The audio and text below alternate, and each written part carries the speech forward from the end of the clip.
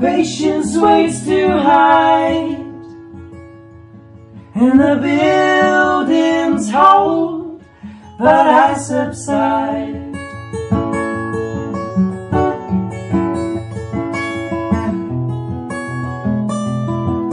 And you say you can't, you won't come back to me now. I know that I deserve all those words, but I couldn't fight back now even if I tried. And all that time when you say you can't, you won't come back to me now. I know that I deserve every single one of those words, but I couldn't fight back now even if I tried. Hi everyone, welcome to the StageLeft Podcast. This podcast exists to provide free educational content for young musicians going into an increasingly complex industry. For more episodes featuring Richard Fortus of Guns N' Roses, Gem Archer of Oasis, Wolfgang Fleur of Kraftwerk, Tony Visconti on working with David Bowie, Steve Cropper of Booker T and the MGs, George Vjestica of Nick Cave and the Bad Seeds, and Michael Jackson guitarist Jennifer Batten, go to thestageleftpodcast.com. You can also subscribe on iTunes, meaning every new episode will be downloaded into your consciousness as each one is released, and you can also hear us on Audio Boom, Spotify, and all podcast apps. To keep in the loop and see photos and additional content from each episode, you can follow us on Instagram at the StageLeft Podcast, on Twitter at the StageLeft Pod, and like us on Facebook at facebook.com/the StageLeft Podcast. So today we hear the journey and the songs and reflections of John and James of Goldheart Assembly, the two lead singers and songwriters of Goldheart Assembly, who last month played their final ever show in London before going on to their own projects.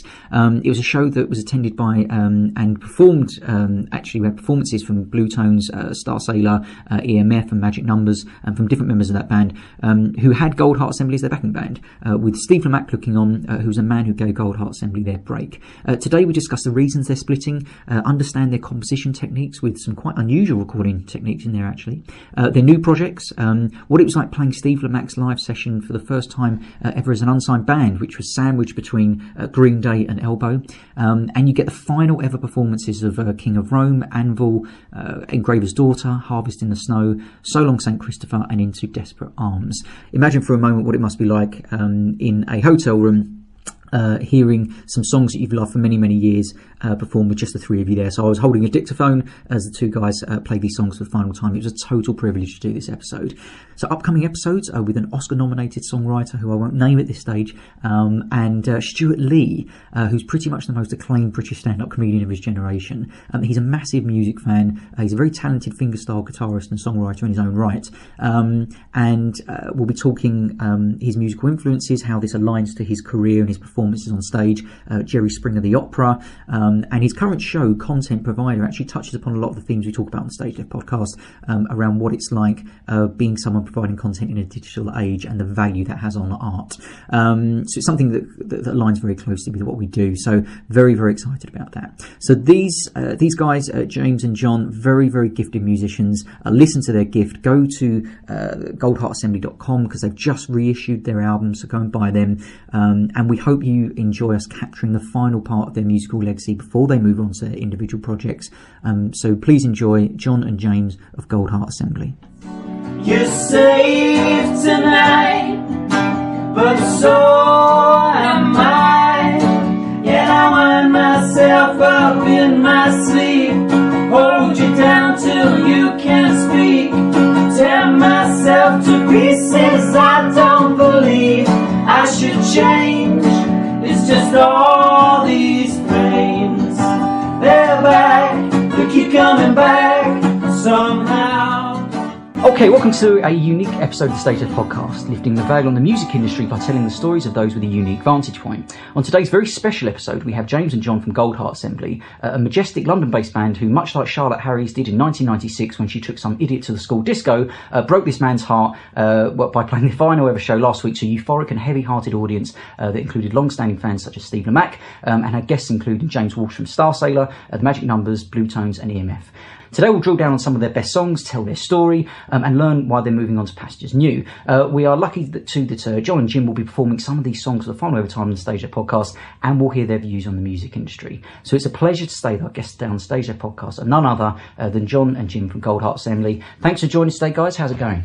Great, thanks for having us. Thanks for having us. Good stuff. So how have you felt since the final gig? So I was there last week. It was a heavy-hearted night. How have you felt since then? What's the emotions that run through since then? A heavy-headed morning.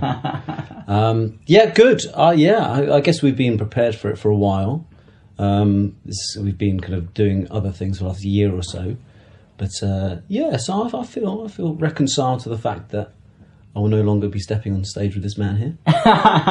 It was emotional on the night, but I felt like we needed something like that just to close it off. And it was also nice to have some of our friends there, the Magic Numbers and everyone, who to get up, and it was an opportunity for them to say some nice. Well, we didn't expect them to, but they got up and said some really nice words. So that was nice. It was perfectly scripted by ourselves. Yeah, their lovely words. It was. Yeah, there was such a nice vibe in the place for the whole night. Did you get to see Steve Lamacq? Because he had to shoot off just before the end. Apparently, of the my dad saw him and said thank you for all the support. I think my mum did the same. Yeah, and I think Steve was a bit nonplussed by who this man was. No, well, I spoke to him a couple of times in the evening, and I said he was going to the after show, but he had to go and he had a babysit and had to get going. But wonder if you could tell us about where he came on your story, because I think you were the first artist to be played on a show that were an unsigned band. On Made of Vale. It was a weird one. I think the week before it was Green Day, and the week after was Elbow with a full orchestra. Really? And it was an unsigned band called Goldheart Assembly in between. But Steve was in a pub with Simon Williams from Fierce Panda, and Simon Williams had heard through a promoter that we were playing at the dub. Well, it was Club Fandango. He heard through his promoter that we were playing and that we were all right, and that Simon should pop in. And then Simon said to Steve, "You should come and see this band. I've heard they're all right." And Steve said, "I'm going to go see someone else." Anyway, they had a couple of pints, and then Steve said, "I can't be bothered to go there. Let's just go to the Dublin Castle." And he came and saw us, and on the night came up to us and just said, what the plans? Have you got a record deal? What are you doing at the moment? Do you want to come and go on Radio 1 next week and do a Made of Vale session? I remember you skipping over to me full of enthusiasm, saying, "Steve Lamacq's going to put us on Radio 1. Wow. And so it wasn't just to be played on air, it was actually to record 3 songs live. Oh my word. Did you feel ready? I think we were ready. We had all our banter well rehearsed over the years, and we went on there and just were ourselves, I suppose, weren't we? No anxiety. I mean, that seems to leap up from playing. I know the Dublin Castle didn't start venue, but to go to Radio 1 and in between those acts that you just mentioned the previous week and the week afterwards, like, was there any anxiety? Maybe we should have had more anxiety. Yeah, I didn't necessarily feel naivety, that anxious about it. I just felt like it was kind of a natural next step for us, and not that didn't appreciate it, but it just felt kind of like a normal progression. But also, you assume, I suppose, when you're just starting, obviously you rehearse, you do live shows in terrible venues. Yeah. When you step up to something like Made of Vale on the BBC, you assume, well, this is going to sound brilliant.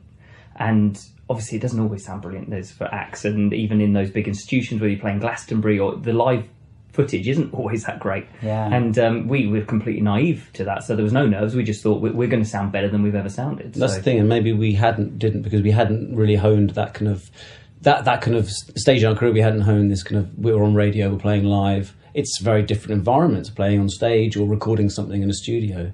It's a different kind of skill. And how did it come out? Like, did it... Were you intimating there that perhaps the sound quality wasn't quite as good? I think it was good, but it was, that's why there was no nerves. Right. Because I think we just assumed it would be brilliant. The engineer was fantastic. He nearly mixed our album, actually. But and then after that, I mean, things just sort of snowballed with the BBC, really. It was lots of great support from Radio 1 and 6 Music, and then Radio 2 as well, once the album came out. But that was our real kind of pivotal moment, I think, Steve Lamacq seeing us that evening. It kind of led to everything else, really. That's kind of what separated us from all of our friends who were kind of equally as good and great bands. It was that moment, I suppose. That. Do you think you were destined for that anyway? Well, I think at the time we would have thought that, but looking back, you see that it is luck, because if a different DJ had, now knowing politics of radio and the politics of the music industry, if a different person had seen us, it would have opened up a different world to us in the music industry. And it would have probably closed that world that we ended up going into, for good or for better. You just don't know. But it definitely shaped everything that happened afterwards. What are those politics you refer to? If you could give me a summary. Well, there's definitely politics in terms of breaking new acts. You know, DJs like to have the new acts that they break, and it's not an ego or a credit thing. It's they like to get behind an artist and help launch their career. And if 3 or 4 other DJs on 6 Music who are all about new music, they pick their acts to get behind. So we did experience some of those politics. Did you used to run the rock garden between you?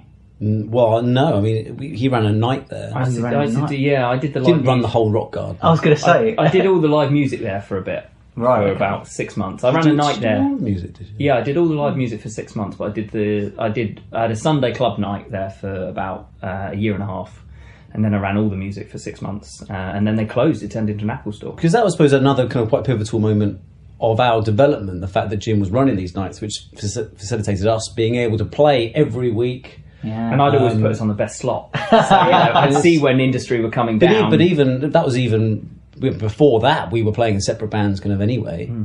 But it was a time for us to kind of get to know each other, I suppose, musically and personally. And how did you guys meet? So when did you met at university? Yeah, we were in rival bands at university. Really?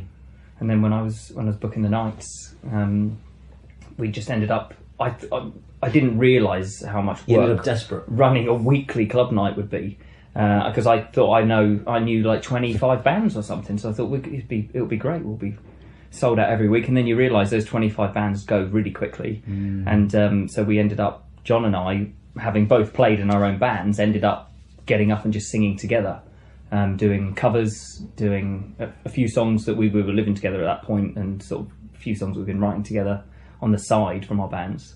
And then a guy called Andy Nunn, who was Morcheeba's keyboard player, he came up to us and said, well, what's the band name? What are you guys doing? And we said, we're in separate bands. And he said, I don't know what your other bands are, but you should probably quit them and do this. Because and he's like, I'd join your band if this was a band. Wow. And he did in the end. Another pivotal moment. Andy Nunn, yeah. Wow. And then he joined the band, and we had to let him go in the end because he was always away with Morcheeba. When we first sang together, I think we both had a moment, and so did our bandmates as well, that our two voices together naturally, without any work going into it, there is a natural blend. Without there's pure luck, just tonally our voices blend so well together, and it's just a huge head start on being in a band if you've got two voices that sound really good together. So any hard work you build from that foundation is always going to be in a good place. No, I think with Jim, I think I kind of required a little bit of direction, a little bit musically, just from a kind of an organisational point of view. And I think Jim kind of supplied that. And can you give specific examples? What do you mean by that? I don't know, like tuning your guitar. Yeah, saying tune your guitar, mate. Remembering your capo, stuff like that. Yeah, like just singing really. I remember, just feeling like my voice had been improved by his when it's sitting above it. Yeah, and it was just enjoying my voice more really. Enjoying singing, and but I'd been in bands for longer than John, so I felt like I had that sort of professional edge down a bit more in terms of singing harmonies, getting things right on stage. But I just felt that John was a far superior songwriter to what I was at that point, and it was I wanted to work with someone who wrote thoughtful, interesting songs that had a real artistic edge to them. So that's why I was drawn to John. When we started singing together and someone else suggested you two sound really good, didn't really think twice about jacking in other bands and just doing it because it just felt right. Well, that's what made you guys unique, and that's what put you on my radar. And interestingly, I was thinking about this the other day. So I was about 10 years old when I heard this particular song, which I'm not going to tell you the name of yet. Let's say Song X. And it was two vocals in harmony, a fifth harmony above the lead vocal, and it always struck me as such a beautiful song, and it was so cool, and I didn't hear that very much for a long time. And then kind of a lot of your songs have that kind of harmony in it, and I then kind of, when I really got into your band, kind of YouTubed you loads of little clips, and I saw you doing a cover of this song. That song. Ballad of John and Yoko. Ballad of John. Oh, right, sure, yeah. Which has got that amazing harmony in the last verse. Do you know there's a video of you doing that one? Yeah, I think there is actually, the Albion. Yeah. But that's the same for me. With my musical kind of development, I remember it was Please Please Me, and it's the Harmony and Fourths, whatever, right, Static Harmony by McCartney, which just is so exciting. It's the most exciting thing I'd ever heard, age 9. I mean, this is a real, love. So were there any other vocalists that you were particularly influenced by when it came to singing the harmony specifically?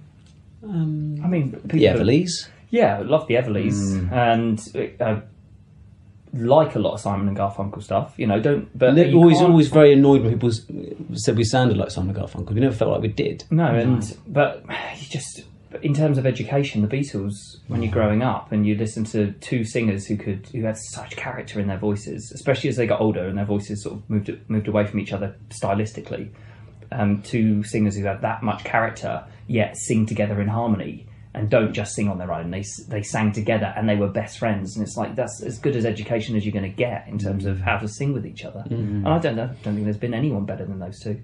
Everleys it's unbelievably beautiful, but you can't touch. Because it is those two distinct voices that somehow become greater than some of their parts when they're together. Yeah. That it was so exciting about the Beatles, which you don't get from the Everleys or Simon Garfunkel. Let's hear, perhaps you singing a bit of songs off Wolves and Thieves, which is your first album. Maybe a couple of clips would be really good just to kind of demonstrate. The opening kind of 5 seconds of that album is incredible on King of Rome, when you get that real kind of soaring harmony. Is that something you can do here? A little clip of that? It's loud. I'll warn you, it's loud. One face for my own, another for anyone you like to know. And when I get back home and act like the king of Rome, it balances everything. Helps with the load, and I feel like a carnival, but I do think you're pitiful.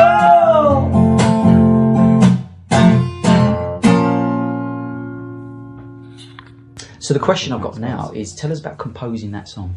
It's one of my favourites of yours, King of Rome. Tell us about what you remember composing that song. It was an idea that I remember John playing it around my house quite a bit in a lower key, and it was a song that we sort of developed the sort of more crazy bits in the song and the harmonies and stuff. We went away for a weekend and stayed in a house with no furniture and no heating.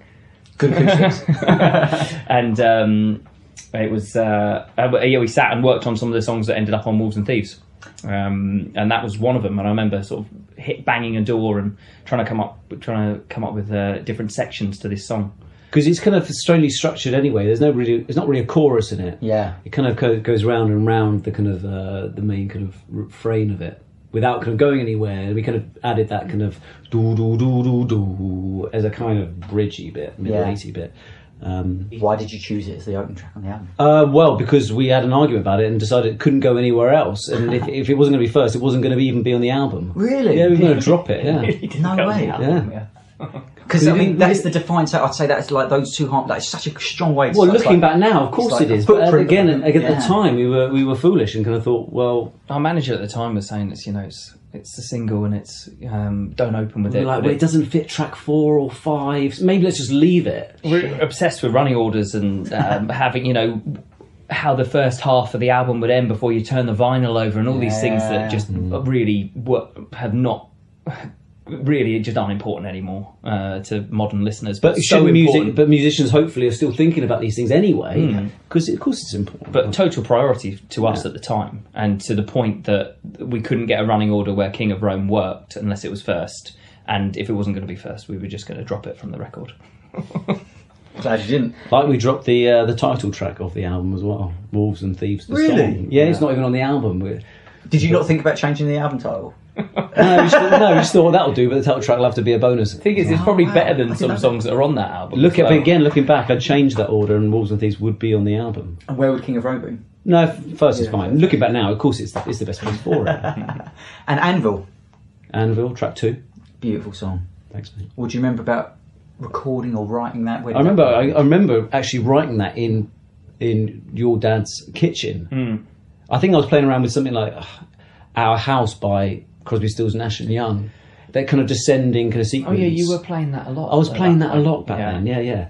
Not that I don't like the song. It's rubbish. It's saccharine nonsense. But that's kind of descending kind of bass line Yeah. So I remember Jim coming down and going, "That was quite like that one. That's quite nice, that one." Yeah. And me kind of going buoyed by that, going, "All right, finish it." And how were you writing? So were you writing them on a 4-track? Were you writing them just on acoustic guitar? Were you writing the bass parts to it? How? I'd play them to Jim and he'd remember them. Yeah, there's no recording going on. Really? No, there was no recording there. And then we started building them up really, putting bass down and coming up with some ideas. And then we did eventually start recording. I had to learn how to record, so I bought Logic. I didn't buy Logic, I stole Logic. Yeah. And I started trying to work out how we could record them so we could demo them. Ironically, Apple then stole. Yeah. stole the. But in the end, some of the demos that we did in those early days, So Long St. Christopher, the actual recording, is the demo that was one of the first things that we ever recorded. And I mixed it, and it was played on the radio, and it sort of definitely gave me the confidence when we did the second album that, wow, that sounded really good on the radio once all the radio compressors and everything kicked in. Yeah. And it was just mixed with no equipment at all. It was great. I remember that Mark Wright playing that first time, didn't he? Yeah. Again, in your dad's kitchen. Yeah. Not you didn't play it in the kitchen, but we heard it, didn't we? So that's interesting. So you say you had a mix of it, you sent it to the radio stations, and they then, their compressors kick in and you get a different version. How different does it sound? Well, it was just like having it properly mixed and mastered, because all of a sudden the levels were balanced out, and it sounded. I remember after recording with really top engineers and top producers and having it mastered professionally, and wherever, Metropolis or Abbey Road, and then it goes on the radio and you go, the chorus doesn't kick in, because once all the radio compressors are on there, it squashes everything that's already squashed. And it was great. We sent this unmastered, pretty much unmixed song to radio, and it came back and it sounded great. Amazing. And that was So Long St. Christopher? That was So Long St. Christopher. Wow. And that recording ended. We couldn't really better that recording. It still sounds good. I still think that's one of the best recorded. And lyrically, the album, where was your lyrical inspiration coming from? I guess personal things. Yeah. Things that that are going on at the time. I don't really. I think I've always tried to. I always loved the kind of early REM records. Where you can't really work out what Michael started saying. Yeah. Everything's slightly kind of impressionistic or kind of. Why is that? I don't know. I just think as a listener, it's interesting or exciting to, make your own assumptions about what things and are about and mishear things. And sometimes mishear them for the better and think that was a great lyric. Then you find out what they are and you think it made me very conscious when I was doing some of my lyrics on that record, and I pronounced my words very clearly, and John would sort of let things run away, and you just always feel like his lyric. I'd always feel back then his lyrics were more interesting because you could reinterpret them as well. Last decade in the verse or something. It was. But that's a good lyric. Last decade is a good lyric, and I remember when you wrote that, I was kind of slightly jealous because it's a good lyric. It's a good song. When I was but it's very it's very Englishly well pronounced. Your diction is to your credit. Where do you go to as writers when the well is empty temporarily when it comes to lyrics? Leave it. I tend to just leave it. And just kind of not worry about it. What if the record company saying, we need a new single out of you or anything like that? What's the...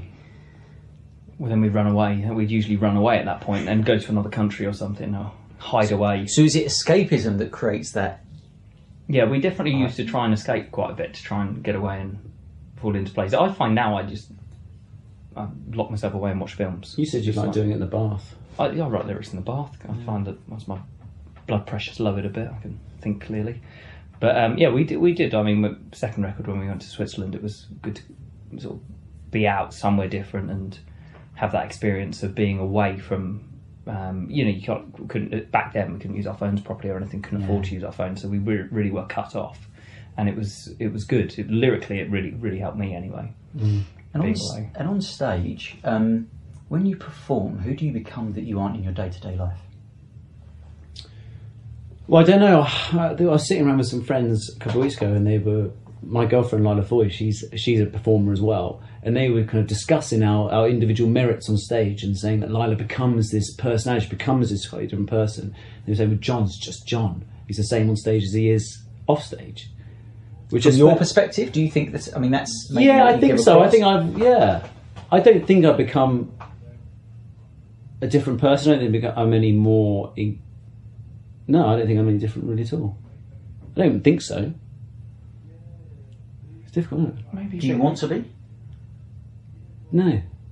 I mean, yeah. No, I think I'd you're like not to be Ziggy Stardust, but I mean, no, I'd like to kind of be myself. I think maybe a slightly.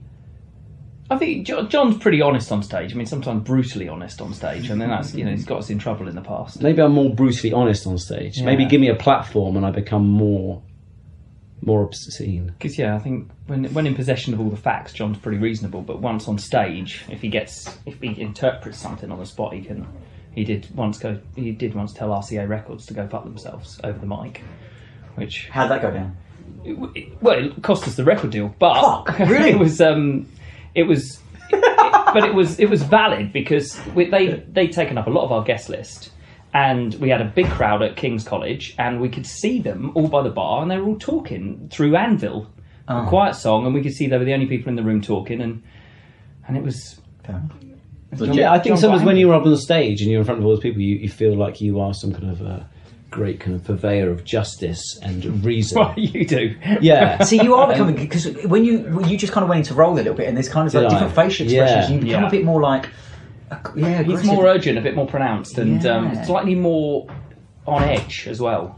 John's quite on edge. Like you saw the other night, we sort of like, what did you say? He was straight on me. What have you just misheard what I said? And straight on me to Why is that? I don't know. I never really noticed that, but I think clearly it's true. But it's only very subtle. Yeah. And what about yourself? Who do you become on stage or what side of your personality comes out more on stage and it isn't apparent in your day-to-day life? I think I get quite I've got like a nervousness on stage. Really? Like an edgy nervousness, yeah. And I try and always make it look like I'm enjoying myself to hide that. So at least if it looks like I'm enjoying myself, even if I am a bit nervous, at least it's not a sort of embarrassed nervousness. It's like a fun. You're having fun on stage. You're channeling that energy in a positive way. When it comes to nerves, what's the root cause of those nerves, do you think? Usually think about other things that need to be done. I mean, Think of what I'm about to say. Worrying about what John's going to say. No, but thinking about equipment. Just and stuff like that, thinking about equipment. And I remember when we were playing So Long St Christopher the other day, our last ever gig. Yeah. I was thinking about some email someone sent me, and I was thinking what I was going to respond No while I was way. on stage at the last gig. And and then I started thinking about how that's awful. What am I doing? Just enjoy playing the song, and I couldn't because I was annoyed about this email that I'd received. And I tend to do that a lot because I sort of play as I'm playing the bass and singing. I have to concentrate quite hard to do the two, and then I find that I go into this sort of thing where I switch off my left hand and it just plays, and then I start thinking about stuff like someone sent me an email, or like, we must meet up with this person after the gig, or we must make sure we do, or we must go to the merch stand quickly after the show, or something. Like my brain just keeps going. But the left hand is taking care of The left itself. hand keeps going. Yeah. So interestingly, there's not many people who master kind of playing bass as complex as some of the parts as you play and singing as well as you sing. So I'm guessing McCartney, someone who influenced you, I bet. When you're learning kind of newer songs, so you played Slight Return the other night, the EMF song, Unbelievable, and a few of the Magic Numbers songs. They can't have been that familiar to you. Talk us about learning those and how you are using your left hand there.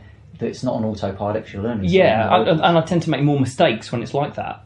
But yeah, Unbelievable's pretty simple. But Magic Numbers, Michelle for the Magic Numbers is one of my favourite bass players, and does a similar thing where she plays very busy bass lines and sings at the same time. And she's a fantastic bass player.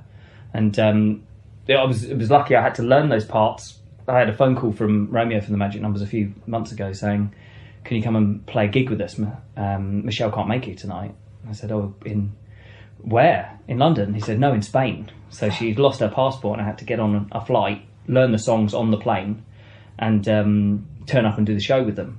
Talk us through that. So for young bassists listening, which there will be, talk us through. I mean, learning on the plane, you're not going to have your bass out front. Well, I had my bass. I got my bass out. They allowed you to get your... I asked for a seat for my bass. The air stewardess thought I was a complete idiot because I had my bass out and I had headphones on. I was playing. She obviously didn't know I was learning the parts for a show. She just thought, the guy wants to play his bass on the plane. What an arsehole. And so that's like a 2.5 hour flight, if that? Yeah, and I had to learn all the songs. It was one of the most stressful things I've ever done. So how did you go about it? Break that down. How did you go about that? I had to take a tiny little amp, plug the bass into the amp, and then plugged into the headphone socket, and then put another pair of headphones on top of those headphones that were playing the Magic Numbers songs really loud. And it was hard. It was really difficult. And so had Michelle given you any notation or anything like that? I couldn't get hold of Michelle, no. Oh, God. So you had to learn it by ear? I had to learn it by ear. And he had sent you the whole set list? Yeah, and he'd also sent me some new songs that weren't on any of their albums. Oh, fuck. Because that's what Romeo's like. But in the end, I used it to basically bribe them into doing Our Last Waltz, so it was fine in the end. And it went okay? Just about. And backing vocals, did you have to do backing vocals? Yeah, but the backing vocals were dodgy. Really dodgy. Only just got away with it. Cool. Yeah, all good fun though. Yeah. And so tell us about how you got the Mark Morrison Bluetones involved, because he actually said, as you finished that song, he said, "I wish my band could play it as good as this." Actually, I don't know if you heard him say that. He's a joker.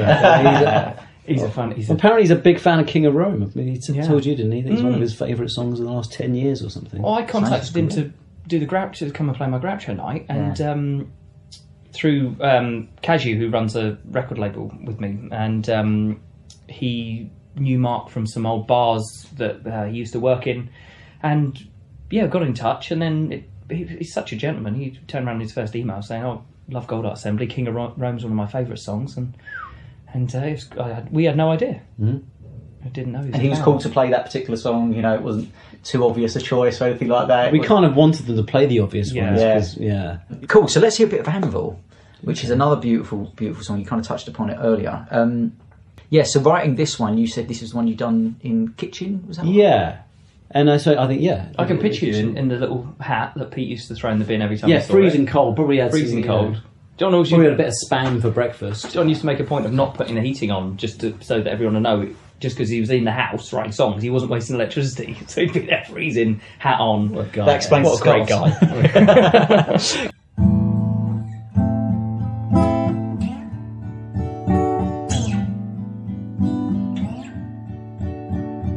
Rusted eyes hold more than they hide. I'll close mine after you. Dawn breaks and we'll be dead. Wait till 3. There's no one on this river but me. You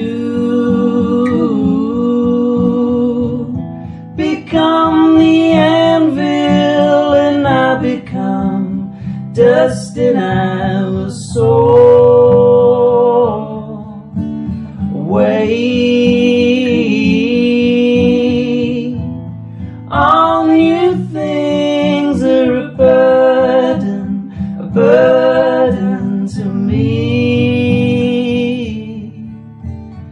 Hands that will bruise, keep a heart left unused.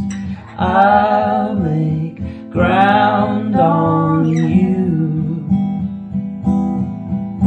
The song I will write when I've wronged all your rights is written but will never be heard. Oh, I was melting. That was absolutely beautiful. Thanks, guys. Such a great song. Talking about your time, say at the Rock Garden and running shows, what were you doing? Were you playing a lot of different shows yourself in bands and that kind of stuff? What was I doing around the time? God, it was a long time ago. Was I studying at that point? I did a master's. John was doing his master's. Did a master's in population ecology. Did you? I did, yeah. Where was that? What uni? Royal Holloway. Oh, right, okay. So then I was living with Jim and his dad down in kind of Ascot, Sunningdale area. And Jim was going off to do these nights, I suppose, at the Rock Garden. I came along most of the time, didn't I? Yeah, every Sunday. And then, we used to drive in together and then we'd do a slot if no one else was available, just me and Jim. And then every now and again, my other band would play. What did you learn observing all those different artists over that time? Do you think that gave you kind of a good insight into how to develop your own skills at all? Yeah, definitely. I mean, the main thing you sort of learn is that when you watch something, just to trust your instincts on what's good as well. Because I'd watched something that I think was really, really brilliant, and half the time those acts would go on and at least have a bit of success or something. And with some stuff it's just not very good, it's got no.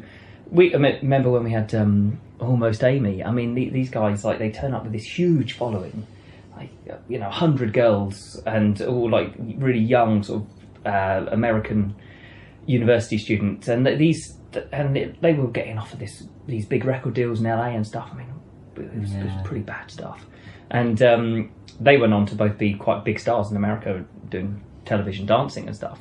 We kind of knew that their music wasn't very good. And then you'd have people turn up who, a couple of fans, no one really there, but the music's really great, and you just know like they could have a career, And I suppose you get those sort of insights. Like, as the main thing you take away, just watching so many acts every week. Also, it's a bit depressing seeing how many artists are out there just trying to do anything, just trying to get any feedback on their art at all. Well, I think that's the thing, isn't it? I think when we started doing it, we did it as friends more than anything else, and it's a bit of a cliche or something, but it really was. And I think we were trying to be as natural as possible with everything we did. And I think that came across, and I think that's why people kind of picked up on it and liked it, because it seemed so natural. We weren't really trying to impress anyone particularly. We were trying to impress each other probably more than anything else. And that was kind of the dynamic, I think, which worked. And that was the difference with a lot of those acts, wasn't it? It was like really trying to turn up and say, right, a lot of them, like, this is our first gig in London, because we were struggling to fill the club night, so we were booking people from all over the country, knowing they'd bring no one. They go, this is our big shot. And I knew there's no one in the audience here apart from me and my mates. Like, you're not going to get your big break. They come down, put on a big show to like 15 people, foot on the monitor, really going for it, come on London, let's have it, sort of thing. And me and John would just get up and have a chat and say a few things over the mic and make each other laugh more than anything, and just sing the songs. And it was definitely more organic. Having seen that as both a performer and kind of working in those environments, what advice would you give to young musicians to not be so disheartened that you just think, I can't be fucked with this anymore? Like, that might be an interesting question to ask you guys now as you're splitting, but I know you're still going on to do stuff in music, but like playing to empty venues, no matter, regardless of how good the band are, what advice would you give to a band to not get disheartened so they just... Well, I wonder whether young bands are disheartened by things like that. I don't think we ever really were. I think it became a bit more disheartening around the second album when we were touring and there were still 25 people in the audience, and we thought, well, we've done some good work here, and there's still not anyone at the gigs. I don't think I ever really did. I mean, did you go to gigs and, they were disappointed about maybe the audience levels, but we might still having a good time, enjoying it, and still believing, I suppose, in our music. And we did a lot of shows as Goldheart Assembly in different incarnations early on, but it was always obviously me and John. Started off with the two of us, and then we went through quite a few drummers, and before we finalised on the lineup that people know. But ultimately, we did so many gigs, and we enjoyed the gigs. We playing to like 2 or 3 people in East London in gigs that people would say, oh, you've got to play this show because A&R people turn up there, and you turn up, obviously they're not there, you play to 2 people at the bar, but we might be a bit annoyed one night that the sound's bad or whatever, but ultimately we just enjoyed playing. We wanted to play, we wanted to do gigs every week. And even if the gig wasn't necessarily good and we didn't enjoy that, we'd enjoy the journey home or something, because we were still hanging out. It was fun. And that's, I think the main thing for new artists is like, don't think you're going to turn up somewhere and someone's going to discover you, or don't think that someone's going to hear your song and turn you into a star or make something happen for the song. You do have to make it happen for yourself, in terms of you've got to keep working and build something for yourself. We built a fan base by gigging and gigging and gigging. It starts with friends, then friends tell their friends, and it does grow organically, and then you can use those things to start a proper platform, Was it difficult to support yourselves through that time? Because if you're playing that many gigs, you're going to be on the road, you're going to be travelling, that kind of thing. How did that work? We were broke, but I never really noticed it that much. We could never afford anything. We never pay for anything. No. Driving into London was always... We couldn't afford to drive into London. We couldn't afford to get the train into London. But it was... I don't know, you just kind of found a way to do it somehow. How does it make you feel that... So we just had a break to go and get a beer from downstairs, and the band are moving on, as we said, and both artists are going on to do different things. But to meet a guy, he didn't know who you were when he was kind of introduced to you, and then when James, you said, from Goldheart Assembly, he went, one of my favourite bands ever, one of my favourite songs of all time, and started quoting different songs and how he uses your band as an example in his own work. So he's a magician, and he talks about different artists who haven't quite got the acclaim that perhaps they deserve. How does that feel, you hearing that? Well, it feels like we've had a lot of more praise in the last week than we've probably had in the last 5 years. But it was nice. They are quite rare, those occasions. We obviously don't get that. That was strange that happened then. Other than being nice, is there anything deeper than that? Is there any frustrations, or the fact that, some of the things you said there about that you haven't quite got the acclaim but that you deserve, is there anything that sits underneath there? We kind of had that from everyone all the way. The biggest disappointment with the second record was that there were so many people who, from across the industry, at major labels, all the way through to DJs and promoters and everyone, who said that we were going to be really big, or that we were really unlucky, or that they loved the music. So when the second record came out, and those people, real fans like Steve Lamacq, got behind us, played every song on the radio for us, really helped us out. And then some of the other people sort of shied away of like, sorry guys, yes, it didn't happen, did it? And that was the hardest thing to take. So when you do hear people like that say things like you said, being really nice downstairs, saying like, oh, your music means a lot to me, that's the sort of feedback that keeps you going. That's why you think, I will record another song, or I'll write another song, and I will take the time to record it and make it as good as I can, because even if just one person hears it and then eventually bumps into you one day, it's worth it, isn't it? And when that did happen, when what you just said about the second album, how did you feel when you felt a bit let down by the people in the industry who promised you things? Well, we'd had so many people that we were naive to think that, we had Atlantic Records, Columbia Records all put offers in for us.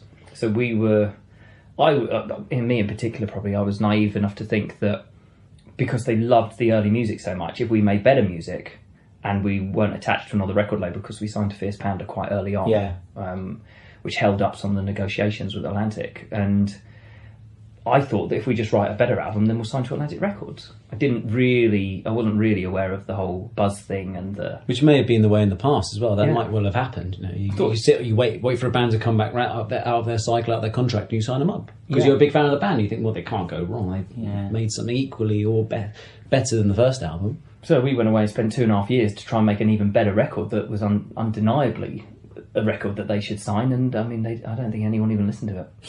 Did you have that in your mind when you were composing those songs? To a degree. Yeah, well, we wanted to make the best possible record. I mean, we could have finished that album a year and a half earlier, but we wanted to make it. We were going to make a double album. I mean, we wanted it to be a work of art. Songs that flowed into each other, that had a time and a place. And we were revisiting Sgt. Pepper's at that point. The Jeff Emmerich biography had come out, and I was revisiting Sgt. Pepper's and really thinking about really making a full work of art, and with no thought whatsoever that no one in the industry or even even listeners really care about stuff like that anymore. And there was still enough going on in the industry at that point to make us think that there's a place for this. And it was only really when it came out, after like 3 years of work, and then obviously the build up to the release, and everyone, the feedback was like, oh, you guys have been away too long, you should have just put a load of singles out. People are just doing singles now, and that was a mistake. Making a great album was a mistake. Why didn't you guys just do singles in between? And it didn't occur to us. We just thought, you got to make an amazing album, haven't you? That's what good bands do, isn't it? You just make the best record you can make. It doesn't matter how long it takes. And wow. Okay, so you've played a couple of lovely tracks so far. I'm going to ask you to play, if you're happy to. Can you play a bit of Engraver's Daughter here?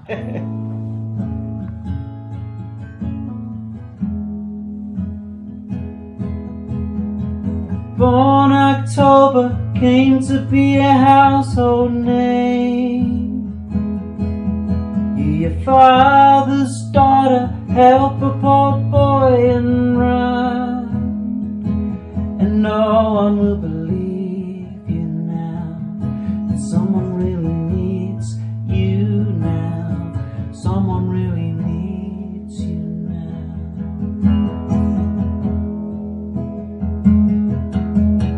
And hearts were sinking, must have been a 5-year love. Green eyes blinking, help a poor boy and run. And I see you burning out before you could fade from sight. Any minute now, your little mind's on fire. And Ma put you down last night. Father, I saw you die. any minute now. Little minds on fire.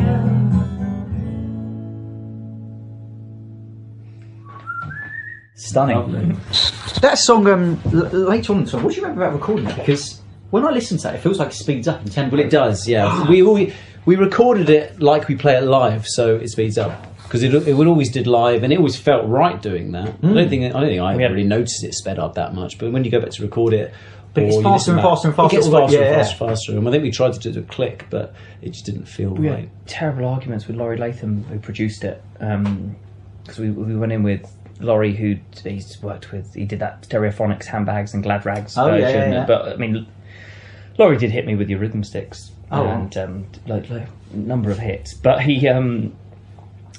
he just couldn't really get his head around the fact that it sped up, and he didn't understand why would you want it to speed up. Then you want it to groove, and we tried to do it with the click, and we just thought, well, it feels so good live, because the song develops in 3 sections really.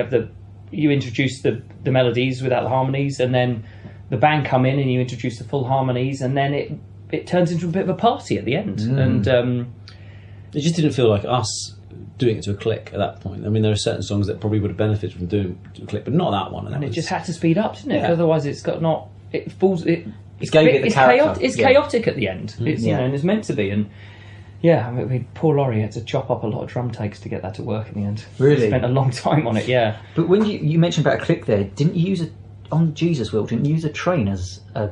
Obviously not as a click. It's a 200-ton steam engine that used to be one of 4 engines that opened Tower Bridge. And we use that as a click track, That slows down, and that actually slows down. So the song's slightly slower at the end, which is strange. So it's one of the only times that you'd use a click track and make the song purposefully slow down. I mean, it's wow. Yeah. So the train because that was somewhere you were recording. Is that right? Was it? Did someone's Fawnsit's Industrial Steam Museum in North? This is Nicky's dad, right, and mum, but they collect steam engines. And they were cool with you just... Oh, they loved it. Yeah. I mean, anything to turn them on. There was a team of about 5 people who had to turn up to actually power it, because it's a steam engine. You can't just... It's not a switch. You've got to steam up. You've got a few hours of getting that steam right before you can start them and we had to try and record it at optimum. So where did you place the mics? Oh, I replaced about 9 mics, and 2 of them got wet and got ruined from the steam. Okay. I didn't know what I was doing, so I just placed them everywhere. I had no idea. But look at it now. We could have probably just got a bar's worth and just just looped it. But no, we decided to use the whole entirety of the steam. So you can hear at the end of that song, the steam engine is collapsing and coming to a halt. Yeah, and that's real. We kind of hit it. We started press record at the peak as it started to dip. So did you record over that then with Cancer? Did you get a recording of that and then go right? We're going to and build it up. Okay, build up. Yeah. The idea originally was to play live with it going in the room, but it was again we're ill-conceived. We had no idea the amount of steam and the noise. It was So you could only do stuff like this if you were recording yourselves. But at that point, we were. I mean, you could never do that. Laurie Latham would have. No, and I have to say, Fierce Panda were fantastic as a record label. They gave us, at the time, I think we were all a bit disappointed with, we're hearing about bands getting £500,000, and Fierce Panda gave us $5,000 to go and record in the Steam Engine Museum, which, looking back, was fantastic of them to give us some money to go away and record when we had no experience recording. But I remember, at the time, we're like, everyone else seems to have these huge budgets we're having to record ourselves. But it gave us the freedom to try and, again, do something interesting and a bit different. Yeah, I think that album is richer for it. I think it's got its own personality. It's got its own. Another song for the album, Carnival 4? Carnival 4, right. Yeah. So I Want You, She's So Heavy. I don't know if you know that song by the Beatles. It loops and loops. Of course you do, right? Well, loops and loops and loops, and then it kind of breaks down towards the end. That was the. Thanks. The only person who's ever noticed it. And the fact we wanted it to stop. Like it does the Beatles, it just cuts off. Yeah. We wanted to do that, but we didn't want to resolve it. Yeah. Well, we decided we'd play the outro for as long until anyone made a mistake, and it happened to be about 5 minutes worth. And then Dom made a mistake, and then we thought, well, we'll cut it there. And then it cut. But I mean, we would have gone on for 20 minutes if no one made a mistake. We spent the whole first album being a bit obsessed with let's try to reference things, but not. It there was more discussions about with King of Rome about, you know, are people going to notice the television links, you know, the Marquee Moon reference, and is it too much? And then you put it out, and just no one even mentions it. Really? You know, and the same with it's like, is it too much? Is the bass line too much, like a Beatles bass line, and we're referencing She's So Heavy? I mean, we're going to get pulled apart. And then you see the reviews in Mojo or whatever, 4 stars, a little bit of the press release, you're like, oh, no one's really listened properly, and no one notices all the reference that we think are, you know, maybe not subtle enough. But we purposely decided not to mention the Beatles in any early interviews because we thought, it's just too obvious. We don't want to go there. We don't want to get labelled as some kind of... And no one mentioned it. No one picked up that there was ever a kind of a Beatles kind of connection, or that we're massive fans of the Beatles, or there's 2 singers who sing in harmony. And one of them plays the bass and sings higher. Yeah, you know, no one even mentioned. We've got Simon and Garfunkel, and it's like, well, this is very odd. Like, and we got Fleet Foxes more than anything. Yeah, which you can understand because it was a contemporary band at the time. Yeah, at the same time. Yeah. For your second album, Harvest in the Snow, which is a song that the guy from downstairs just mentioned, I'm going to make a comparison to another band here. I got a bit of Embrace, a song called Satellites by Embrace, listening to that song. But do you know, I don't think I know the song. Around the same time, didn't you work with Mickey Dale? Mickey was going to work on that record, and he didn't in the end. So I was in touch with Mickey, and he was going to do all our string arrangements. Yeah, gotcha. And what happened was it took us so long to get to a point where we were ready to do the string arrangements. Embrace started doing a new album, and there wasn't... So we ended up doing them ourselves. And we had a fantastic... we used the Divine Comedy's cello player, put a little quartet together for us. Yeah. And Jake, well, myself and John, and then Jake from the band and Nicky, our drummer, we all sort of chipped in and wrote the string. Jake's great at writing music. He reads music. He reads and writes. Yeah. So were you singing the parts and sing the harmonies to him, and he was notating on exactly, the yeah. And we'd all sort of chip in, and Nicky's got great orchestral ideas as well, so we did them ourselves, and that's where all the orchestral arrangements for the second album came from. But it was a shame not to work with Mickey on that. I would have liked to have worked with him. That's good stuff. Cool. Could you play a bit of Harvest in the Snow? Is that all right?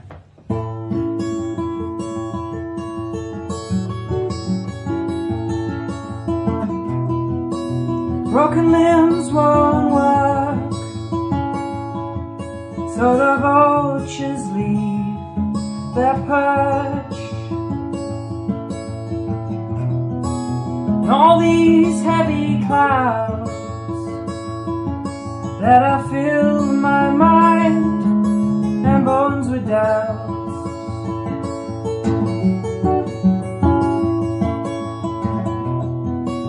It's not a change of heart, or the only game I know how to start.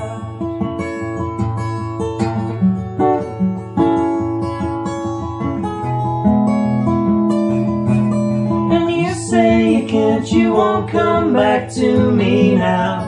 I know that I deserve all those words, but I couldn't fight back now, even if I tried.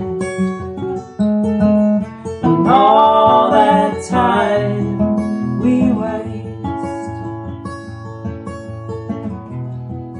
through the mountain towns, watch the farmers reach into the ground. Patience waits to hide, and the buildings hold, but I subside.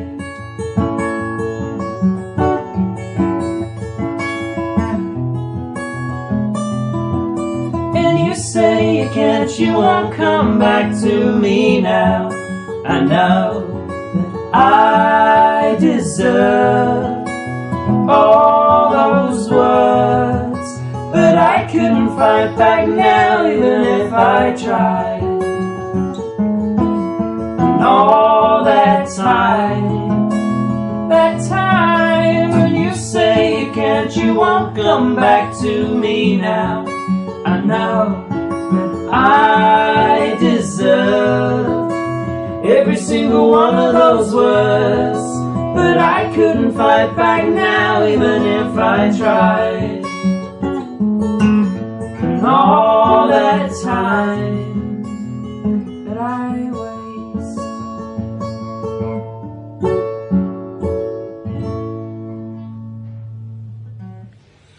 stunning. That Cheers, was guys. lovely, Jimmy. You're going to miss playing those songs? Yeah, probably, yeah. I will miss playing them. Yeah, I'm not sure because I haven't, because we've had sort of a year of not playing them. I haven't really missed playing them, but we but at the same time we've never got bored playing them either. We've been playing King of Rome since probably 2007. Probably for 10 years we've been playing King of Rome and never got bored of playing. There's certain, I think I miss playing Summons Christopher. Mm-hmm. Yeah, I always enjoyed playing that one. yeah. But other than that, no. That leads me nicely on to saying So Long St. Christopher. Can you play a bit of that as well? It's probably the first song we did, wasn't it? I think it's the first Goldheart song. Yeah. It may have even predated Goldheart a little tiny bit. Yeah, I know you were definitely playing it before Goldheart in terms of like singing the bits from the verse. Yeah, I think it had it more or less written. But again, we didn't have the middle section or that kind of noisy bit, which I think we wrote together. Yeah, and we tried to it was weird. We had sort of a Goldheart ethos that there had to be something in the song that did something different every time. That's what we tried to do on the first album. Yeah, just something unexpected. Okay. Something unexpected in every song. I mean, maybe that's probably the theme of the first album, is that every song has something unexpected in it. And that was the aim anyway. And so that's why we have the section that people said ruined So Long St. Christopher. You know, someone shouted once, "You're ruining the song." Really? In the middle, because it goes to the screamy bit. But we always, you know. But I think actually, on the whole, people have always said that that's really good and that's really clever, that bit. And when it comes back down to the chords and it settles down, it's really satisfying. And it's far more satisfying when that beautiful guitar melody that Dom, our guitar player, I mean, wrote, if it hadn't had that middle section, it would have been a pretty kind of pretty little just a song. Whereas now it seems like a bit of an opus. Yeah, well, it makes it makes that guitar bit anthemic. I think. Yeah. Being able to look back with a bit of hindsight on Dom, because Dom left the band for the second album, right? We were able to sort of look back on what his contribution was to the first album and realise that, like, the guitar part in So Long St. Christopher was a big part of the sound. And the same with Anvil. That's that little bit of Anvil, right? Oh, right. Okay, yeah, that makes sense. Which I remember. I think Dom wrote that bit. Yeah, I mean, we had some chords that went around that bit, but the riff sort of brought that bit to life, didn't it? Cool. Let's hear a little bit of it then. So Long St. Christopher. Thanks for having us here today. Goodbye, everybody. The captain's drowning, and I don't swim too well. Despite my attitude, the devil died here. We buried her at sea, drinking wild until sunrise. Sprinkle salt into my eyes, chew it over many doubts. When I'm drunk, I spit it out, and all the lights shine from the northern star. I saw you radiate, and I don't mean to be so seasonal. Spring is here and no one stirs. So long, Saint Christopher. And I'd like to believe you, but I can't, so I'll leave you on your own passing time. I was everything you wanted for a while, and I'd like to believe you, but I can't, so I'll leave you on your own passing time. I wish that I'd been with you. And then it goes noisy, doesn't it? That day.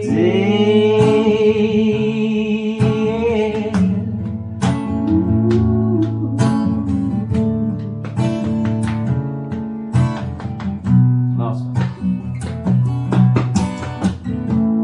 Now the lights shine from the northern star. saw you radiate, and I don't mean to be so seasonal. Spring is here and no one stirs. So long, Saint Christopher.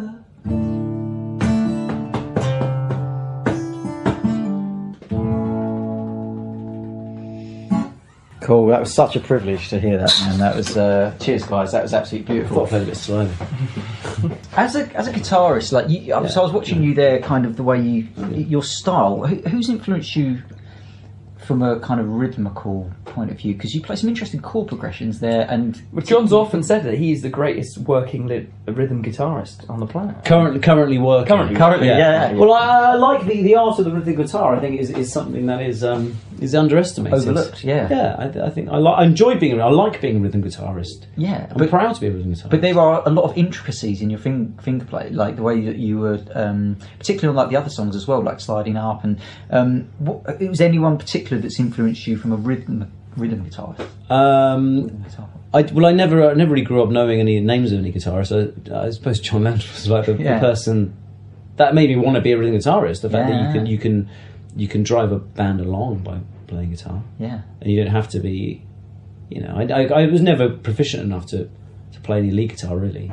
Yeah, so I just enjoyed. Yeah, I like knowing chords and playing chords. Yeah. You play them beautifully. It's really, really nice. It's the intricacies and the detail that really made that. That was really nice. Going forward, what are your plans? So, perhaps John, you could tell us about Mono Club. Is that right? Yeah. So Mono Club is a band that is made up of most of the members of Goldheart Assembly, minus Jim, and my girlfriend Lila Foy, and a guitarist called Dan Bell.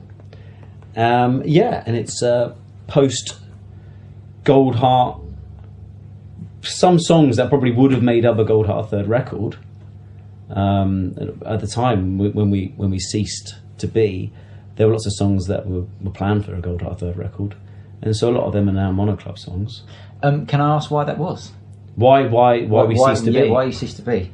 Well, I don't know. I mean, it's probably best to ask Jim that. Jim decided he didn't want to do it anymore. Well, John and I had just been on we did a great tour with the Magic Numbers where it was just the two of us. Mm-hmm. We did 2 great tours with the Magic Numbers where it was just the two of us. And practicalities of the music industry, it was the only tours that we ever made any money from. We went on tour with Band of Horses all around Europe and we lost about £5,000 with the whole band. And I just felt like I really wanted to just do an album with John, just me and John. With acoustic guitars, and I felt like that's where our strengths were, and I wanted us to go out and do what we were doing because I was really enjoying it. And we did a tour with a full band, and I really didn't enjoy it. I didn't think we sounded as good as we had done, and again we lost loads of money. And I just felt like I wanted to do a record with John, but John had a lot of songs that were ready for a full band. Yeah, John wanted to do a full band album next, so. I mean, I didn't know what to do with those songs. Those songs, I worked hard on those songs, and I couldn't let them just go to waste. And I'm kind of a person that's kind of when you're doing it in the moment, just do it. I didn't want to come back to them in 5 years' time because they wouldn't meant anything to me. So I had to do them then, really. How do you feel about that going forward? Are there any anxieties or the opportunities, or how? Well, as you get older, I suppose you get more anxious about things. I'm probably more anxious about my career and music now than I was 10 years ago. Why?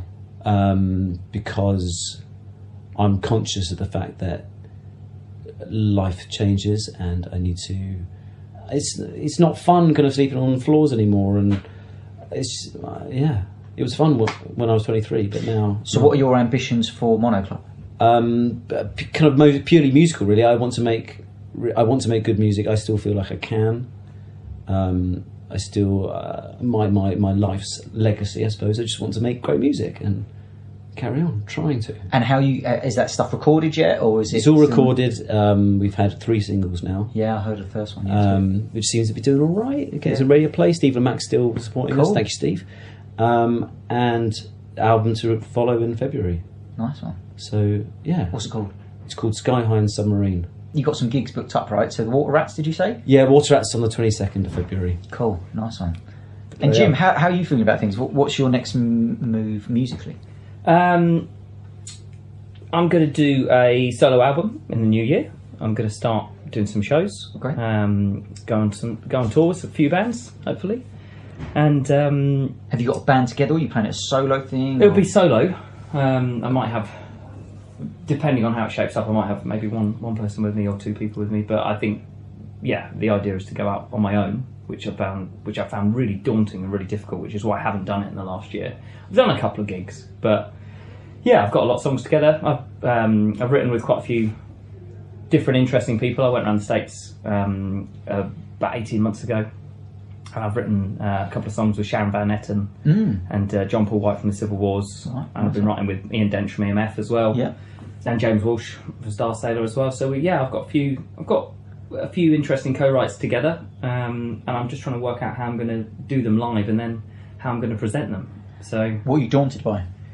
Just going out on getting up and singing on your own. John and I sang in harmony for so long, and if I say something over the mic and it doesn't go down very well, then chances are John will say something and people will laugh. And we've always had that dynamic where we've always been able to pull each other out of a hole and judge the crowd. And that was daunting in Monoclub as well when I started that. You kind of you say something, it does go down well, and you're looking for a bit of support from somewhere, and it's not there. Then you've got to say the next thing. There were people that came to the first gigs at Monoclub and saying, you a few moments there, you needed Jim, didn't you, to kind of back up that bit of banter.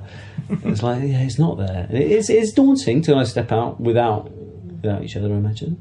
What about without each other's harmonies? Yeah. Well, no, I mean that's. Everyone in Monoclub's incredibly talented, but you can't really replace. Monoclub have got some amazing harmonies. The harmonies are great. The harmonies sound great live as well. Yeah. But and I've got a harmony pedal which I bought. So have you? How does that work? Talk us through that. It I bought a band and he bought a pedal. You've been replaced by technology, right? Yeah. It's never as good, but how does that work? How does it? So you plug a guitar into it. It knows what chords you're playing.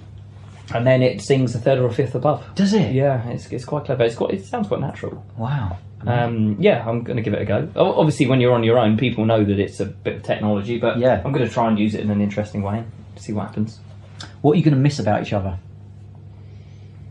Well, I will miss James musically, and not to say that at some point we won't do something together. I'd like to do something together at some point. I don't know. I just miss it's the closeness of having your best mate along with you. It's it was a friendship first, and then a musical collaboration. So I'll miss that, mate. As are most good relationships. Yeah. And likewise. Yeah, well, likewise, and it's I think the best. Some of my best times in Goldheart Assembly was John and I driving around in a little car because we couldn't afford a tour bus or whatever, and just driving around chatting in the car. I mean, that was often my favourite moments in the band. The gigs, a lot of the gigs were really great, but it's it's that bit of company and being with someone who you want to spend a lot of time with is really difficult in a band, especially when you get into working with professional people managers, tour managers, people who you have to work with for long periods of time. It's really good to have a close friend who can understand where you're coming from, but also back you up, and that's what I'll miss. As you end this chapter in your kind of musical evolution individually, what's the most kind of unique performances or kind of real highlights that from the Goldheart time you'll look back in 30 years time and go, wow, they were the things that we're really proud of? Yeah, I mean, some of the festival performances were we turned up at Latitude Festival and we couldn't get on the site properly. I mean, we didn't have the right badge or something, and our tour manager was given the wrong directions, and we were on stage in 10 minutes. We came off the back of the van, straight onto the stage, and the crowd was already there. I mean, sort of 400 or 500 people, and we just walked straight onto the stage and played Sunrise Arena, I think it was, at Latitude. That was a really special gig, and then we walked straight off of that over to another little tent where we sang some songs for Steve Lamacq, nice. live on Radio 6. I mean, that was That was really nice. It was good, yeah. And just walking on stage without any preparation, kind of, you got no time to get anxious or nervous. You just turn up and do it. And I think we played well that day. And we weren't expecting. We'd done BBC introducing at Glastonbury, and there'd only been sort of 100 people there or something. So to turn up and have the arena was full for us, it was great. It was a bit of a shock. And then we headlined the Scala as well. We sold the Scala out, and that was a really great gig. Yeah. But you know, Magic. I always enjoyed the Magic Numbers tours. I know it was mainly just me and you, but it was fun. It was fun. They were a lot of fun, and they were more of a it was sort of 60-40 comedy performance and music. It was a lot of chat, a lot of nonsense. There was a lot of drunken nonsense. But apparently, we were the musical equivalent of Ant and Dec. Really? Well, yeah, some woman in Pocklington. We got some great compliments on that tour. Yeah. Someone said that we were like... That's a compliment? Yeah, it was... someone... They're doing all right, aren't they? Yeah, true, yeah. Yeah, we had someone say that, like the Beatles, but doing comedy, which was like, oh, thank you very much. And then someone said, oh, you like... The Rolls. Someone said, you're like Ant and Dec doing music. Like, thanks a lot. What do you want in an ideal world, what do you want the band's musical legacy to be? So... when people listen to Goldheart Assembly, what would you want that legacy to be? I could hope that somewhere down the line we're appreciated as good songwriters, I hope some 15-year-old picks up our album at some point and goes, I'd like to be like that. I would to write songs as good as that. I would have hoped, to be honest, like when we realised that the second album wasn't going to really set fire to the music industry. I would have hoped that in 5 years' time or something, that the music press, like they did in the when we were reading the music press when we were growing up, you get this album that would just suddenly come back to life, and everyone would say, "Wow, no one really realised how good that was at the time." Be a big star thing. Yeah, like a big star, or anything like that, where some load of people suddenly go, actually, they were a great band and they had hard luck, and that was actually a brilliant album, and it needs to be re-reviewed. I would have liked Long Distance Song Effects to have had that sort of legacy, because I feel like the amount of work that went into it, the craftsmanship that went into it, I almost became detached from it at the end, where I could look at it and say, it's so far from my contribution, all the contribution of the orchestration and John's songs and the work that went into it. I can look at it and say, that is actually such a great body of work, without really having an opinion on my own contribution to it. Everyone else's contribution is so fantastic, and I can see now with even more hindsight that, wow, that is a really good record. I would have liked people to look around and said, well, that's one of the great albums of that decade. And with the way the music press has gone now and the way that music's some kind of dealt with, I just don't think that's gonna that doesn't happen to bands anymore, which I think is a shame. What fears do you have for the music industry going forward, and how might they be addressed? Well, my biggest fear for the music industry is that I was having this conversation last night about Amazon, and a friend of mine who works in the industry was saying that you can't, Amazon, when they launched Alexa, the whole thing was, well, Amazon have they've bought up huge catalogues, same as Spotify, but they haven't really made it that marketable. Then Alexa launched, and you say, Alexa, play this, Alexa, play that, Alexa, play this playlist. And a friend of mine last night was saying, but that will never take off, because people love to put together playlists and curate their own albums. And I don't think they do. I think our generation do. I think we were the generation who made mixtapes and read music magazines and were interested in who Noel Gallagher was going out with, and wanted to share tapes with girls that we liked or boys that we liked, and turn around and say, like, these are some songs that I think fit this evening. And I think that's gone. I think kids now actually just listen to random songs. They like to listen to songs as they're using another device, as they're watching television, and it's just background. The number of music. people that you see, kids, I might have to go kids, because kids they'll just be kids, won't they? But they listen to music with one headphone. Yeah. Do you notice that? Yeah. That's what they do these days. They always listen with one headphone, presumably so they can still have a chat with someone, or take in some kind of stimulus from over there. And they're not listening to music. What about the panning? Yeah, I tell them on the tube. But also, they're there with their phone on the tube and the phone's playing, and as a bass player, I think, but what about the bass? Where's the icon in the bass? Do you know what you said? The thing you said there about how we're distracted and kind of music as a background kind of thing. Like, I went to a funeral recently, and it was my bass player in my band's father passed away, and he wanted John Lennon Imagine to be heard in full, and we sat there. And I just thought, when was the last time you listened to a piece of music for 4.5 minutes and you're not distracted by anything else? It's rare these days that you actually give it that much attention and you listen to every lyric. And you know, it's very, very powerful. And you kind of, that's lost these days. You're right, because we're so distracted by it. You have to have a bit. I try and make a point of listening still. Usually, it's not like to the latest thing or something. It's to something that I love already. But I do make a point of listening to that album so I can remember what it's like to listen to music and not have any other distractions. And I love it all the more for it. I went to see a play the other week at the Royal Court, and they played Otis Redding sitting on the dock of Bay in its entirety, loud, really loud on stage. And as we left the theatre, everyone was just saying, wow, isn't that an amazing song? And it touched everyone, because people don't listen at that volume where the bass is that deep and you can really hear the detail of Otis's voice. And all these theatre fans who've obviously gone into experience one thing have walked away feeling something else, which they haven't felt for a while, which is, wow, when you sit and listen to an amazing song, an amazing piece of music, it really touches you. And that's what we're losing, I think. Just it's in the background. You don't listen to the lyric, you don't listen to the arrangement, you don't listen to the soul of the song, essentially.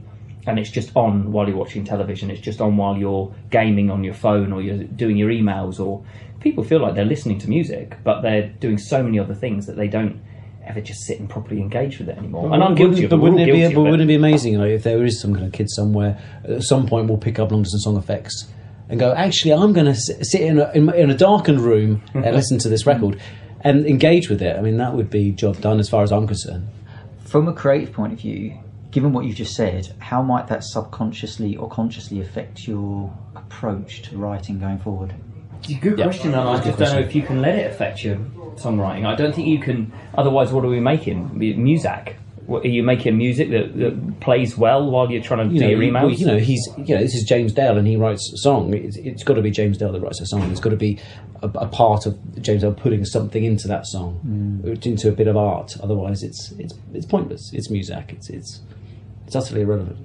It's got to be that person, that human being making that music, with his experience and his... The only thing I take from it at the moment, I think, is the personality. Maybe you need even more personality than you've ever needed before, because maybe you now need to be on top of having music out there. Like Flight of the Conchords, for example, as musicians and as songwriters, they're more famous than most musicians. I mean, they can do multiple nights at Wembley Arena or something because they had a TV show that really exposed...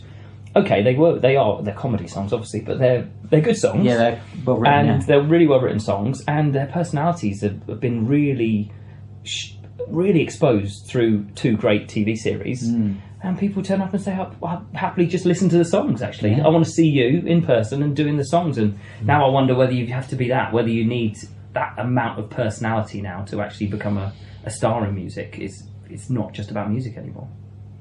But isn't it always been that way anyway? I mean, everyone's, there's always been an element of personality. It's always helped, hasn't it? Billy Fury, he wasn't a great writer, but he had a great personality. No, you always get good showmen. He looked good. You always get good showmen, but ultimately you'll never get the reclusive, you never get the Nick Drake. He doesn't really want to get out and do anything. He just wants you won't have enough people following him on Spotify. You won't have enough people following Nick Drake on Spotify, and and Van Morrison, people like that, who are going to turn up and not put on a good show. Personality. Yeah, but he's a horrible one. Oh, he's grumpy. Horrible man. You can't get away with being a horrible old miserable git these days. I mean, you're going to have to put on a bit of a show.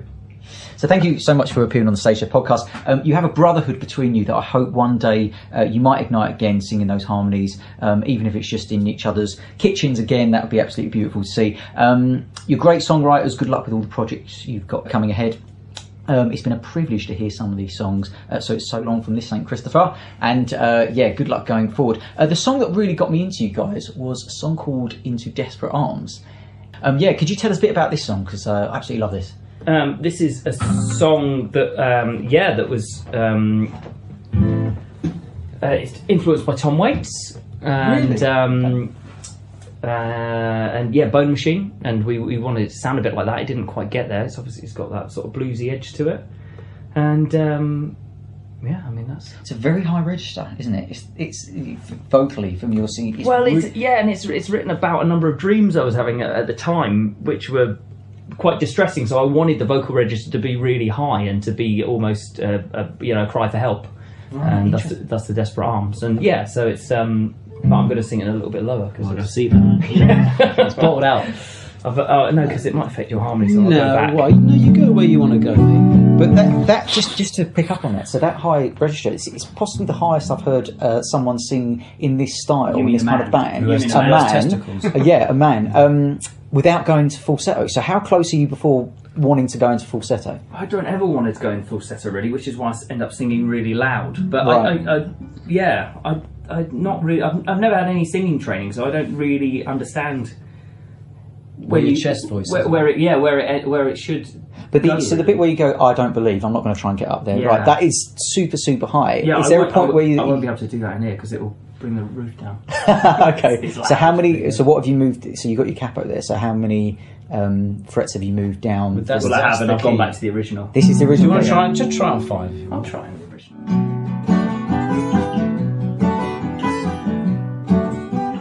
All of our lives are dug deep inside by who you know. But you're like a sunbeam burning through the snow. You sail to me, the south down on the breeze is who you are. Let the vaccine flow deep into my arm. You say you're mine 1,000 times, but my patience burns away and all the bodies take their sides. You're safe tonight, but so am I. Yet I wind myself up in my sleep, hold you down till you can speak, tear myself to pieces. I don't believe I should change. It's just all these pains. They're back, they keep coming back somehow.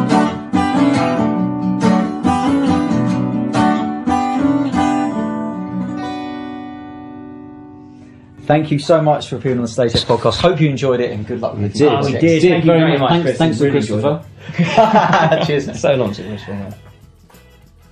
So that was an absolute thrill to have done that episode. Thank you so much to Groucho Club for letting us use one of their rooms to record that. Thank you to John and to James.